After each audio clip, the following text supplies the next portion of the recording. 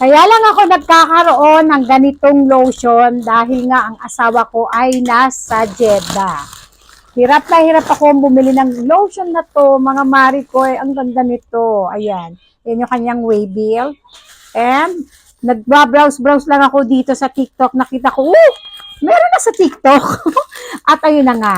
Bumili ako. Hindi na ako nagdalawang isip pa. Talaga namang nag-check out na ako kasi nga maganda tong lotion na to. Siguro may nakaka-relate dito sa akin. Yung may mga nakagamit na nito at yung may mga kamag-anak sa Middle East, alam ko sa UAE, basta yung mga parting doon. Ayan, ito na nga mga Maricoy. Siyempre, hindi na ako ito na. Ayan, naganda na kanyang pagkakapakiting at ang bango. Oh my God. Ang saya-saya ko nung nakita ko, uy, meron na to. Alam niyo ba kasi, kaya lang ako nagkakaroon ng ganito kapag ang asawa ko ay nagpapadala, tagalin natin yung mga taypa, at kapag siya umuwi. Kapag siya umuwi, marami siyang inuuwing ganitong lotion kasi nga ang ganda, bet na bet ko itong lotion na to. Tiyada! Ayan na siya!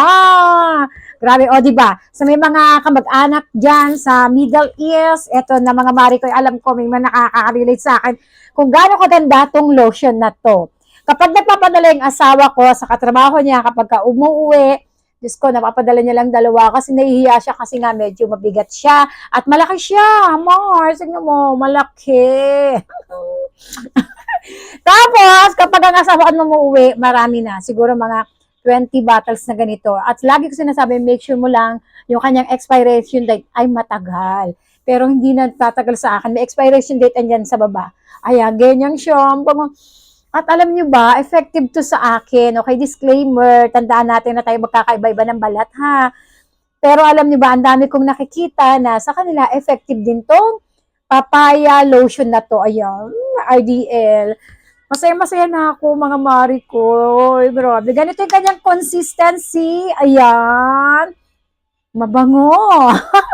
At maglagay tayo.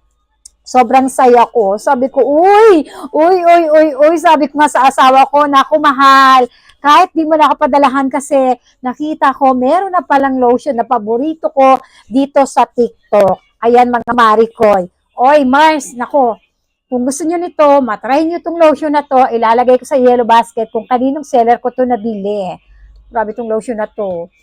May nakaka-relate dito sa akin, alam ko. Yung may mga relatives sa ibang bansa, alam ko makaka-relate kayo sa akin kung gaano kaganda itong lotion na to. Kaya Mars, try mo na rin.